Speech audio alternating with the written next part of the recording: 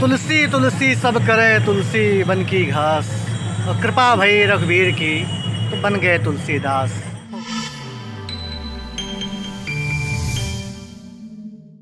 इस समय हम भगवान श्री राम की धरती अयोध्या में, और हमारे पीछे आप देख सकते हैं तुलसी उद्यान है। अवध की बात की जाए, भगवान श्री राम की बात की जाए तो उनकी बोली, उनकी बानी अवधि का कैसे भुलावा जा सकता है। अवधि संस्कृति और उसकी भाषा, भगवान श्री राम जौन भाषा में तोतली भाषा में सबसे पहले अपने माई का गोहराइन हुई है, सुंदर भाषा।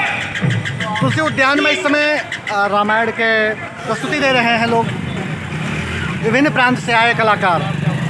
संभवतः अंदर जो प्रस्तुति चल रही है, रामलीला खेला जा रहा है, वो तमिल या तेलुगु में हो रहा है। बहुत अच्छी बात है।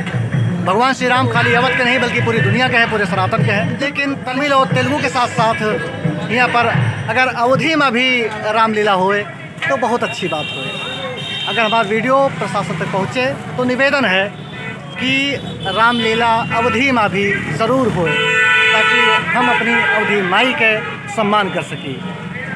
फ़िलहाल आपका हम और आगे दिखा रहे हैं। यहाँ से अयोध्या पूरी सज चुकी है, सज रही है, युद्ध स्तर पर काम चल रहा है। हमारे साथ नेपाल से आए हमारे वरिष्ठ साहित्यकार श्याम प्रकाश जी भी हैं, और हम लोग अयोध्या दर्शन भैया जी हमारे बहुत बढ़िया बात कही। हम लोग तुलसी के रामायण के जो यहाँ नाटक लोग करत हैं वो शुद्ध अवधि में लिखे हमारे गोस्वामी तुलसीदास जी।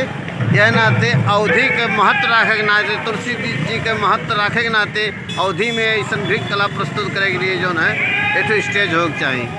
बिल्कुल हो सकता है कि यहाँ पर कार्यक्रम भाव हुए और हम ना पहुँचे मौके पर, ऐसी कोई बड़ी बात नहीं हो सकता है। लेकिन फिर भी ये के बावजूद हम चाहते कि भविष्य में जब भी अयोध्या में को रामलीला से संबंधित कार्यक्रम हुए तो वहाँ अवधि भाषा में भी रामलीला का जरूर शामिल की जाए, जगह दी जाए।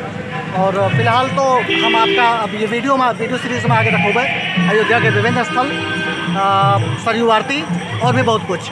तो फिलहाल ये वीडियो एपिसोड से हमका यानी कि भानु भैया का इजाज़त दी जाए अवधि वाणी पर। मिलते हैं दोनों अगले एपिसोड में। जय अवध, जय अवधि, जय जय सिया राम।